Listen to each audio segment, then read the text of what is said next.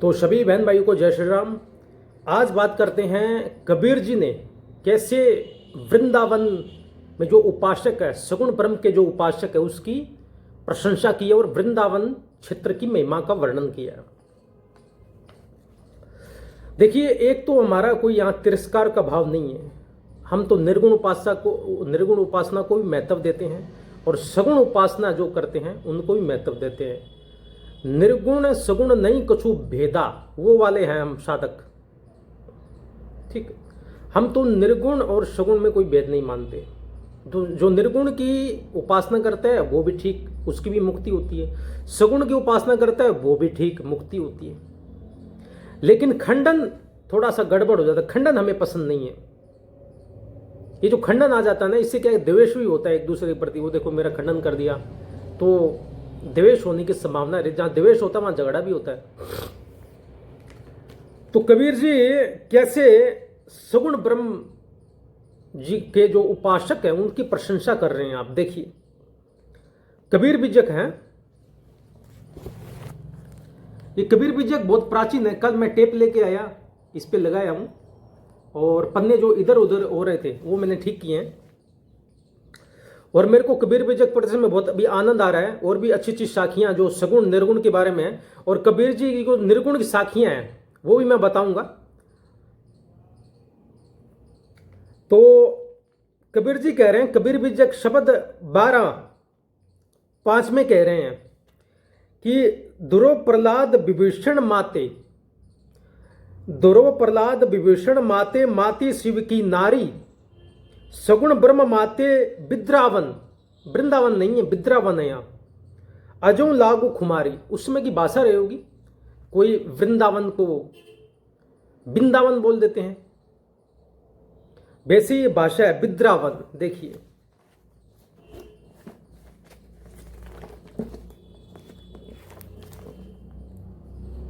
दिख रही है आपको, बिद्रावन, सगुण ब्रह्म माते विद्रावन।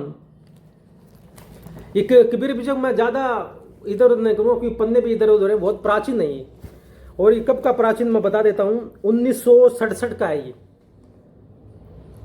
संवत 2023 और ईस्वी सन 1967, बहुत प्राचीन है।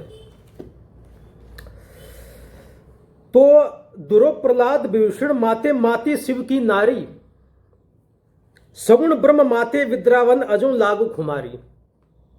कबीर जी कह रहे हैं, संत कबीर जी, कि ध्रुव भक्त ध्रुव, प्रहलाद भक्त प्रहलाद और विभीषण भक्त विभीषण, ठीक है। माते, माते मतलब प्रेम भक्ति मत से मतवाले हो गए।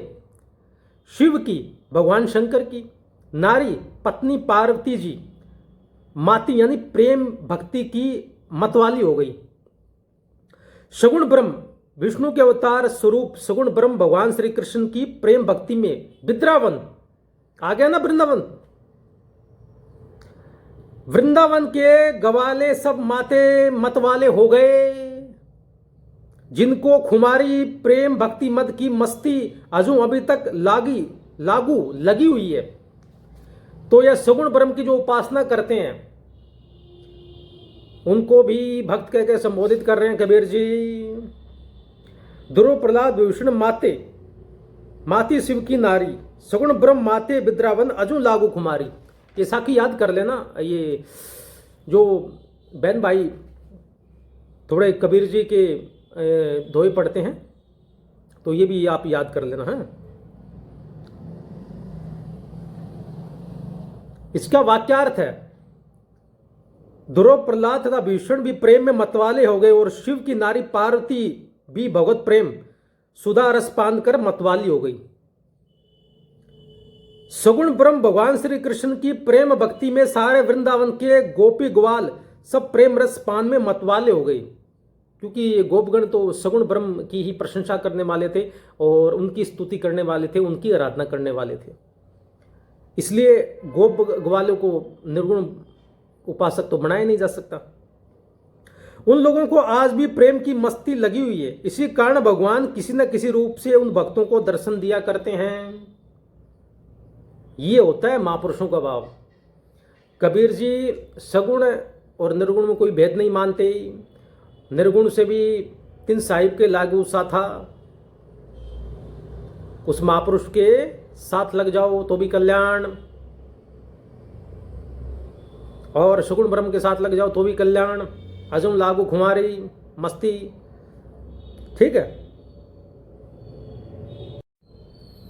अब कबीर बीजक में कबीर जी की साखी लेते हैं 264 264। ठीक है, बड़ी सुंदर साखी है। और वृंदावन की मुक्ति के बारे में कबीर जी ने, संत कबीर जी ने यह बात कही है। क्योंकि भाई संत कबीर तो महापुरुष थे ना, सबको देखना पड़ता है। उनको पता है अभी सगुण को भी देखना है, निर्गुण को भी देखना है। ठीक से पढ़ोगे तो किसी महापुरुष के वाणी में सबका वर्णन आता है, सगुण का भी निर्गुण का भी, अंदर के राम का और बाहर सब एक ही राम है। वो ऐसा नहीं है अमेरिका वाला सूर्य अलग है, भारत का सूर्य अलग है, न्यूजीलैंड का अलग, ऑस्ट्रेलिया का अलग है। सब एक सूर्य तो एक ही है ना। साखी सुनिए, बड़ी सुंदर साखी है, हो सके तो याद कर लीजिएगा। मैं फिर बताता हूं, कबीर बीजक है, साखी है 264। अहिरहु तजी खसमहु तजी, अहिरहु तजी खसमहु तजी, बिना दांत की ढोर, मुक्ति परी बिललात है वृंदावन की खोर। दोबारा मैं साखी रिपीट कर देता हूं। अहिरहु तजी खसमहु तजी, बिना दांत की डोर, डोर, मुक्ति परी भी ललाट है वृंदावन की खोर। कबीर बीजक है, फिर बता रहा हूं, साखी 264 है। कबीर जी कह रहे हैं, जैसे बिना दांत की डोर, बिना दांत के वृद्ध पशु को निरुपयोगी जानकर अहिरहु डोर चराने वाले ग्वाला भी तजी त्याग देता है, और खसमऊ उसका स्वामी भी, ये विच्छेद करके शब्दों को बनाया हुआ है, तजी त्याग देता है, अतः वह विकल एवं अनाथ होकर विलाप करता है। वैसे ही वृंदावन की खोर, वृंदावन की गलियों में पड़ी पड़ी पड़ी मुक्ति, मुक्ति भी बिललात है, विकल एवं अनाथ होकर विलाप करती है। कितनी सुंदर बात कही है कबीर जी ने। मुक्ति मिलती है वृंदावन, जो उपासक हैं वहां पे, जो भी कोई भी उपासना करता है कृष्ण राधा जी की, उनकी मुक्ति निश्चित है। कबीर जी ने स्टैंप लगा दिया है भी, वहां मुक्ति बिलाप बिलाप कर रही है, बिललात है, विकल एवं अनाथ होकर विलाप करती है। क्योंकि व्रजवासी लोग मुक्ति नहीं चाहते, किंतु भक्ति करने के लिए जन्म जन्म अवतार चाहते हैं। जन्म जन्म रति राम पद, इनके लिए मुक्ति अनुपयोगी वस्तु है। इसलिए कबीर जी कहते हैं, इनके लिए यानी वृंदावन के जो वासी हैं उनके लिए कबीर जी कहते हैं, इनके लिए मुक्ति अनुपयोगी वस्तु है, अतः इनसे त्यक्त्वा मुक्ति विकल होकर कलपती है। भी मेरी तो आकांक्षा करते नहीं, विकल हो जाती है।